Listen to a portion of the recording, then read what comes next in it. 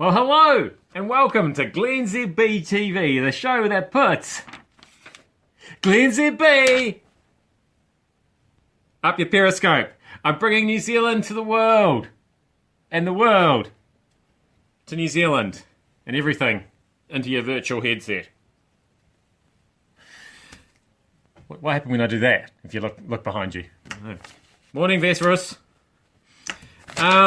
So, yeah, some things are just not breaking news. And I don't know how many times we have to go over this, CNN. But when are you going to learn? It's like you're not even watching these shows.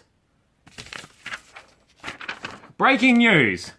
Theresa May to be officially appointed Prime Minister. This is not breaking news. This is scheduled. I don't think she goes to the Queen's place and then the Queen says, oh, actually, I'm not going to ask you to form a government. Surprise! These things pretty much go according to plan. Things that go according to plan are the opposite of news. All right, CNN? So it's not breaking news. So just on that, does David Cameron, he gets to go to the Queen first and resign.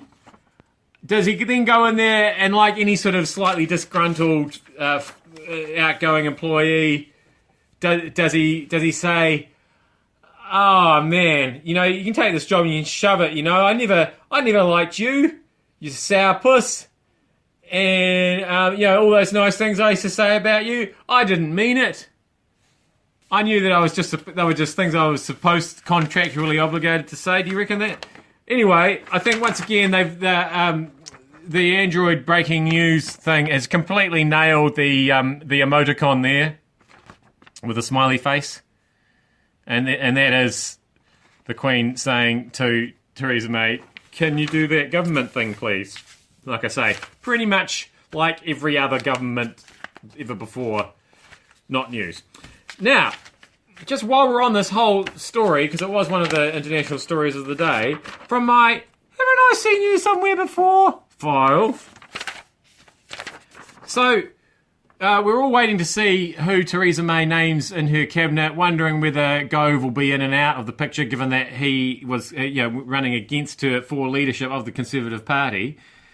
And I saw this image come up on telly, and I thought, my God, there's Michael Gove there. Is he going to be the Vice Prime Minister, or if that's probably not a thing, it'd be the Secretary of Vice Prime Ministership in England, wouldn't it? Something like that. Anyway, look, there's Michael Gove. But it's not Michael Gove, because of course that's Michael Gove there.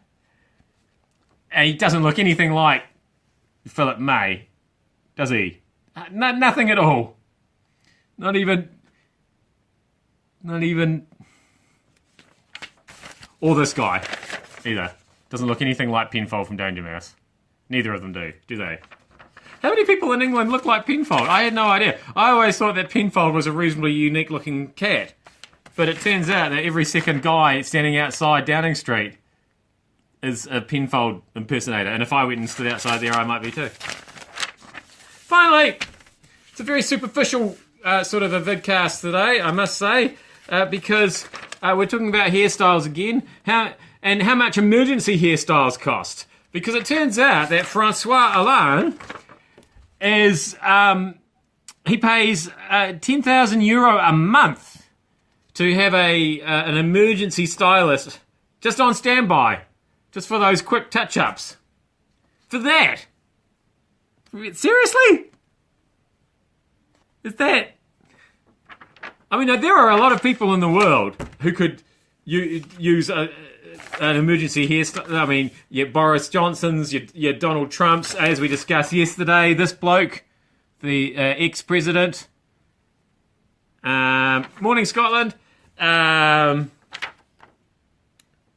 This guy was on Al Jazeera this morning. What's going on with that dude? Like, it looks like that. It looks like deliberate. It looks like he stuck product in there and then lost interest. Like I say, I mean, who am I to... I called in an emergency hairstylist once, and this was the best that they could do.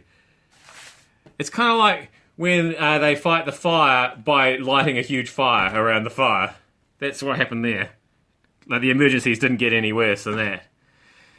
Anyway, that was a very superficial look, like literally just looking at politics for you today on glennzb TV. Thank you so much for having me up your Periscope.